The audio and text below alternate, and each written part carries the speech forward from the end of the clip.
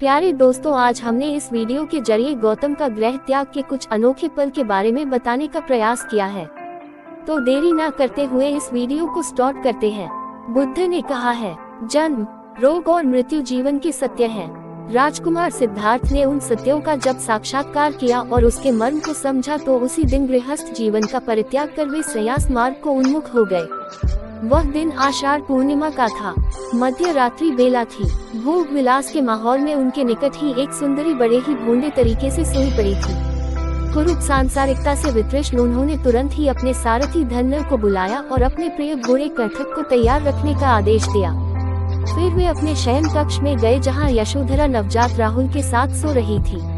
उसी दिन राहुल का जन्म हुआ था। अपनी पत्नी और पुत्र पर एक अंतिम दृष्टि डाल उन्हें सोते छोड़ कठक पर सवार वे नगर की ओर निकल पड़े। रोकने के प्रयास में धन्य भी उनके घोड़े की पूंछ से लटक गया। कहा जाता है कि देवों ने कठक के पैरों के टाप और हिनहिनाहट के शोर को दबा दिया और उनके निष्क्रमण के लिए नगर द्वार खोल दिए थे। कपिलवस्तु नगरी के बाहर आकर वे एक क्षण को रुके और अपने जन्म और निवास स्थान पर एक भरपूर दृष्टि डाल आगे बढ़ गए। रात भर घुड़सवारी करने के बाद अनोगा नदी तक पहुँचे, जो कपिलवस्तु से 30 भोजन दूर था। कठक ने 8 उसम चौड़ी नदी को एक ही छलांग में पार कर लिया। नदी की दूसरी तरफ उन्होंने अपने तमाम आभूषण उतार धन्य को दे अपने बाल और दाढ़ी अपनी तलवार से काट हवा में उछाल दिए। सक शक इंद्र ने उन्हें आसमान में ही लपक तावतिन श्लोक के चुल्लमणि चैत्य में प्रतिस्थापित करा दिया। ब्रह्म घटिकार ने तब स्वर्ग से उतर गौतम को कासाय चीवर तथा एक संन्यासी योग्य 7 अन्य आवश्यक वस्तुएं प्रदान किए। संन्यासी का रूप धारण कर गौतम ने कठक और धन्य को वापस लौट जाने की आज्ञा दी, किंतु अपने स्वामी के वियोग को सहन नहीं करते हुए कठक ने वही अपने प्राण त्याग दिए। और हाँ दोस्तों, अगर हमारा वीडियो आप सभी को अच्छा लग रहा हो तो हमारे YouTube चैनल को लाइक, सब्सक्राइब और शेयर जरूर करें। अब हम मार्ग पर बुद्ध की विजय के बारे में जानते हैं। ईसाई और इस्लाम परंपराओं की तरह बौद्धों में भी शैतान तुल्य एक धारणा है जिसे मार्ग की संज्ञा दी गई है। मार्ग को नमुची के नाम से भी जाना जाता है, क्योंकि नमुचिति मारो अर्थात जिससे कोई नहीं बच सकता वह मार्ग है। कहा जाता है कि कठक पर सवार गौतम जब अपने महानिष्क्रमण काल में अर्थात जब गृहस्थ जीवन त्याग कर नगर द्वार पर पहुँचे तो मार ने उनके समक्ष प्रकट हो उन्हें 7 दिनों के अंदर ही चक्रवर्ती सम्राट बनाने का प्रलोभन दे डाला था। सिद्धार्थ उसके प्रलोभन में नहीं आए और अपने लक्ष्य को अग्रसर होते चले गए। मार्ग की 10 सेनाएं होती है: राग, लिप्सा, असंतोष या भूख प्यास, तृष्णा, आलस्य, दीन, भय, शंका, झूठ और मूर्खता, झूठी शान और शोकत, दम्म। उन 10 सेनाओं में 3 तृष्णा, अरति और राग मार्ग की 3 पुत्रियां भी शामिल हैं। बोधि वृक्ष के नीचे गौतम ने जब संबोधि प्राप्ति तक बैठ तप करने की प्रतिज्ञा ली तो मार अपने 10 प्रकार के सेनाओं के साथ स्वयं एक विकराल हाथी गिरमेखल पर सवार हो बुद्ध पर आक्रमण कर बैठा। मार के विकराल और भयंकर सेनाओं को देख समस्त देव, नाग आदि जो गौतम की स्तुति कर रहे थे भाग खड़े हुए। गौतम ने तब अपने 10 पारमियों को बुला मार की सेना को खदेड़ दिया। खिन ने अपना अंतिम शस्त्र चक्कायत से गौतम पर प्रहार किया, जो उनके सिर पर एक फूलों की छत्र बन स्थिर हो गया। अपने अंतिम वार को भी जब मार ने खाली जाते देखा तो उसने चिल्लाकर कहा, ओ गौतम, तुम जहाँ बैठे हो वह आसन मेरा है, अतः तुम्हें वहाँ बैठने का दुस्साहस न करो। मार के इस मिथ्याभियोग को सुन गौतम ने अपनी मध्यमा अंगुली से भूमि स्पर्श कर धरती से साक्षी देने को कहा। धरती ने तब भयंकर गर्जन के साथ बुद्ध के वहां बैठे रहने की साक्षी दी, जिससे मार की हार पूर्णतया सत्यापित हो गई और अंत में गौतम संबोधि प्राप्त कर बुद्ध बने। अब ये सब बातें जानने के बाद बुद्ध के व्यक्तित्व के बारे में जानने की इच्छा बन रही होगी, तो चलिए इसे भी जान लेते हैं। बुद्ध के व्यक्तित्व के संदर्भ में कम ही जानकारियाँ प्राप्त हैं। उनके विरोधी और आलोचकों को भी ये स्वीकार्य है कि वे सुंदर और आकर्षक व्यक्तित्व के स्वामी थे।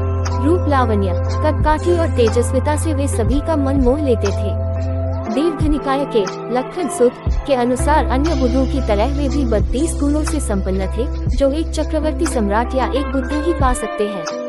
काली आंखें, लंबी जिह्वा, हथेली का घुटनों से नीचे तक पहुंचना आदि गुण उपर्युक्त लक्षणों के कुछ उदाहरण हैं। बुद्ध की वाणी के 8 लक्षण मान्य है: यथा प्रवाह, स्पष्टता एवं सुबोधता, माधुर्य, स्फुटता, श्राव्य, अनुबंधता अथवा अविच्छेदन, परिस्फुटता, गांभीर्य तथा अनुमादिता।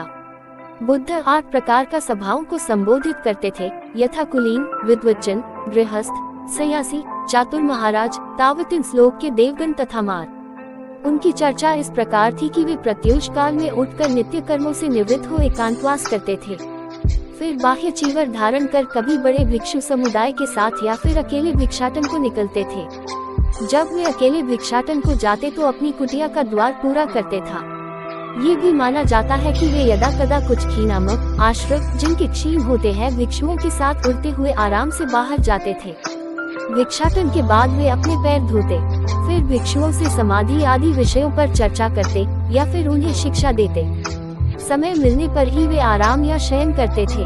वे प्रायः अपनी दिव्य चक्षु से धर्म ग्रहण करने योग्य व्यक्ति का अवलोकन करते। शाम को वे फिर स्नान करते और रात के पहले पहर तक भिक्षुओं की सुमार्ग की देशना देते, दूसरे पहर देवों को। रात्रि के अंतिम पहर वे चंक्रमण करते या फिर समाधिस्थ होते। उसके बाद ही वे शयन करते थे। अगले दिन आंखें खुलने पर वे पुनः धर्म देशना के याज्ञ व्यक्तियों वैनच्य का अवलोकन करते। प्यारे दोस्त, अगर आप हमारे चैनल पे इतना समय दे दिए है तो बुद्ध और नालागिरी हाथी की कहानी भी इसी वीडियो में सुनकर जाइए। बुद्ध का ममेरा भाई देवदत्त सदा ही बुद्ध को नीचा दिखाने की चेष्टा में लगा रहता था, मगर उसे हमेशा मुंह की ही खानी पड़ती थी। एक बार बुद्ध जब कपिलवस्तु पहुँचे तो अनेक कुलीन शाक्यवंशी राजकुमार उनके अनुयायी बने। देवदत्त भी उनमें से एक था। कुछ समय पश्चात देवदत्त ने भी कुछ जादुई शक्तियां प्राप्त की और एक बार उनका प्रदर्शन मगध के भावी सम्राट अजातशत्रु के समक्ष किया। वहां वह एक शिशु के रूप में प्रकट हुआ जिसने सांप की मेखला बांधी हुई थी। तभी से अजातशत्रु उसे परम आदर की दृष्टि से देखा करता था। कुछ दिनों के बाद देवदत्त मगध से लौटकर जब संघ में वापस आया तो उसने स्वयं को बुद्ध से श्रेष्ठ घोषित किया और संघ का नेतृत्व करना चाहा। भिक्षुओं को बुद्ध से विमुख करने के लिए उसने ये कहा है कि बुद्ध तो बूढ़े हो चुके थे और सठिया गए हैं। किंतु भिक्षुओं ने जब उसकी कोई बात नहीं सुनी तो वह बुद्ध और संघ दोनों से द्वेष रखने लगा। खिन्न होकर वह फिर वापस मगध पहुंचा और अजातशत्रु को महाराज बिंबिसार का वध करने के लिए प्रेरित किया, क्योंकि बिंबिसार बुद्ध और बौद्धों को प्रचुर प्रश्रय प्रदान करते थे। प्रारंभिक दौर में बिंबिसार को मरवाने की उसकी योजना सफल नहीं हुई, अतः उसने 16 धनुर्धारियों को बुद्ध को मारने के लिए भेजा। किंतु बुद्ध के व्यक्तित्व से प्रभावित हो सारे उनके ही अनुयायी बन गए। क्रोध में देवदत्त ने तब बुद्ध पर ग्रीदकूट पर्वत की चोटी से एक चट्टान लुढ़काया, जिसे पहाड़ से ही उत्पन्न हो 2 बड़े पत्थरों ने रास्ते में ही रोक दिया। देवदत्त के क्रोध की सीमा न रही। उसने एक दिन मगध राज के अस्तबल में जाकर एक विशाल हाथी नालगिरी को ताड़ी पिलाकर बुद्ध के आगमन के मार्ग में भेज दिया। नालगिरी के आगमन से सड़कों पर खलबली मच गई और लोग जहां तहां भाग खड़े हुए। तभी बुद्ध भी वहां से गुजरे। ठीक उसी समय एक घबराई महिला अपने बच्चे को हाथी के सामने ही छोड़ भाग खड़ी हुई। जैसे ही नालगिरी ने बच्चे को कुचलने के लिए अपने पैर बढ़ाए, बुद्ध उसके ठीक सामने जा खड़े हुए। उन्होंने हाथी के सिर को थपथपाया। बुद्ध के स्पर्श से नालगिरी उनके सामने घुटने टेक कर बैठ गया।